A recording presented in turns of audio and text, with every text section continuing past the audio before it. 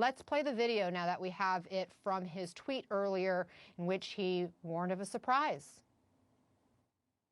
We're getting great reports from the doctors. This is an incredible hospital, Walter Reed.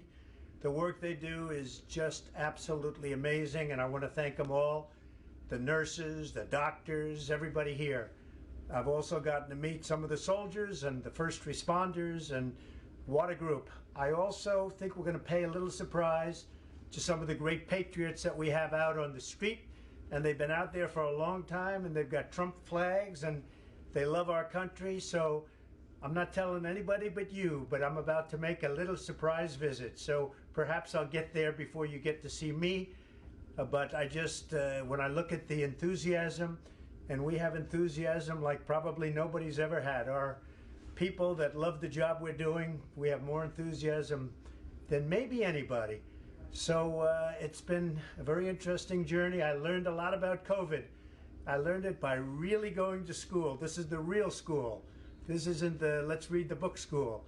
And I get it, and I understand it, and it's a very interesting thing, and I'm going to be letting you know about it. In the meantime, we love the USA, and we love what's happening. Thank you. Let's go back live to Jeremy Diamond, again outside Walter Reed Medical Center, where the president just passed by in that SUV moments ago. Jeremy, do you know where he is now? Where did he go? Presumably the president went back to Walter Reed. They have opened the street here back up to traffic, which suggests that the president isn't going to come by again, or at least not right now.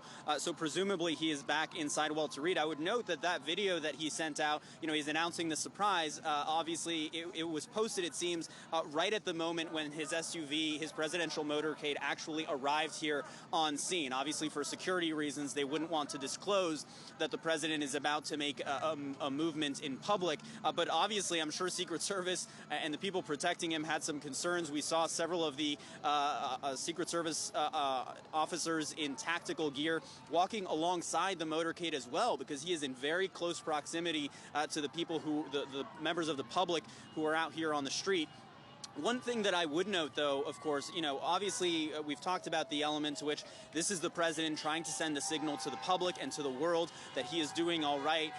But at the same time, you have to wonder, what was the risk-benefit analysis that was done here? I mean, it seemed like the Secret Service agents who were driving the president in that motorcade, they did appear to be wearing those N95 respirators on their faces.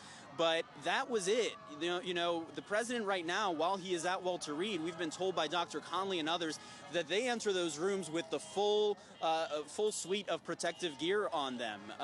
And that's not just an N95 mask, but it's presumably goggles or some kind of a face shield and gloves, and something over their entire bodies. So, the president here is, to a certain extent, putting these Secret Service agents who are driving him and who are in the vehicle with him at some degree of higher risk. Obviously, they are mitigating that risk to a certain extent by wearing these N95 respirators on their faces. But I do think that's something that we should note here, as the president is doing this, obviously, for a PR and kind of publicity value as well.